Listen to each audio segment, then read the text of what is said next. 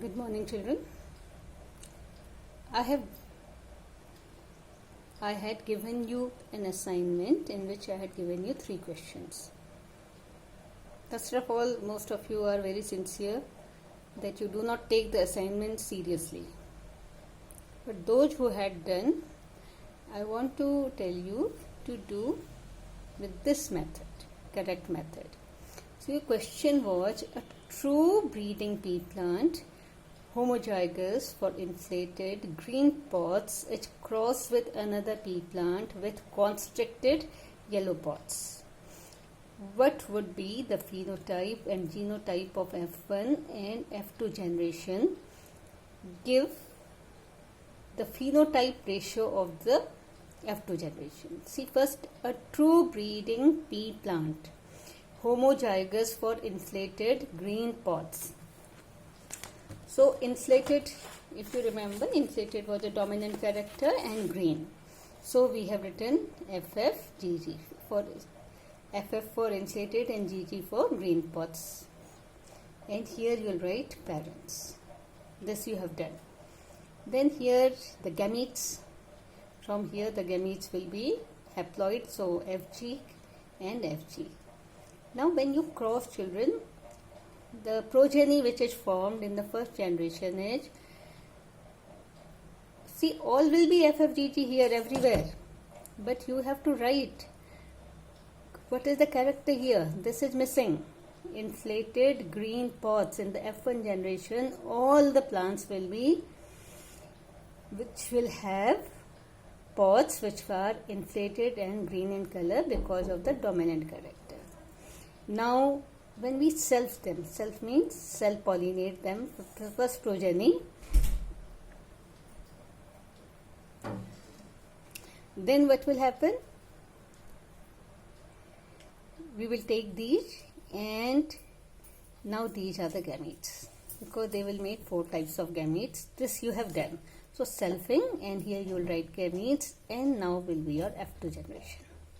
Second mistake which you have made, make this cross big, dihybrid cross big, that you have sufficient space for writing your alphabets also and their character also. If you write only FFGG, how will you be able to tell? Because all are FFGG.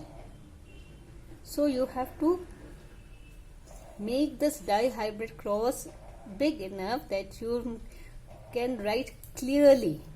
Maybe you need 2 pages, you take 2 pages, but make this chart big. And after this, children, write it. You have not written. This should be written below, because you know everything, and if you will do a shortcut, you may lose your marks. So always write. In another method, you can, by coloring also, you can show the difference. Inflated green pods, all I have done with a little pinkish color. Then these 3 were different, so I have taken some another color. These 3 were different, some another color, and this. So this you have to do, and they had asked only phenotypic ratio of the F2 generation. So you have to write how many inflated green pods, how many inflated yellow pods, how many constricted green pods, and how many constricted yellow pods. So this is the method by which you will do it. Okay, then I'll give you more questions, because this lesson is very important. That is the reason I did not take it in the beginning. I was thinking the schools will reopen and I can teach you and give you a lot of practice. So, but now you do this. Daily I'll give you 1 or 2 questions. Try to do them, because if when you do, then only I'll know have you understood or not, or are you doing by the correct method or not.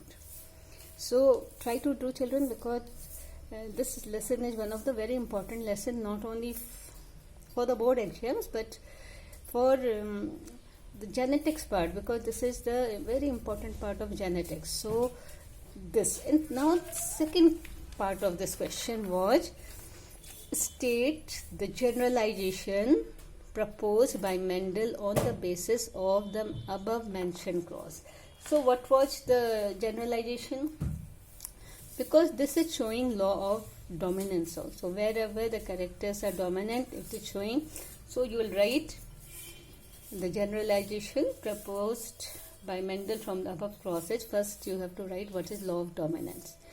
Then law of segregation also, because they segregate while gamete formation. So law of segregation also, and law of independent assortment. All, because this is a 5-mark question, so you will have to write all the 3 laws also. And if it is asked, because in this question it was asked, and make your dihybrid cross like this. Thank you.